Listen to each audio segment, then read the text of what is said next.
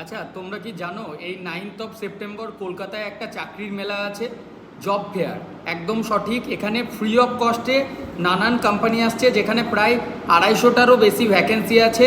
তোমরা ITI pass out student, diploma, BTech all স্টুডেন্টরা এখানে অ্যাপ্লাই করতে পারবে বা জব ফেয়ারটা অ্যাটেন্ড করতে পারবে।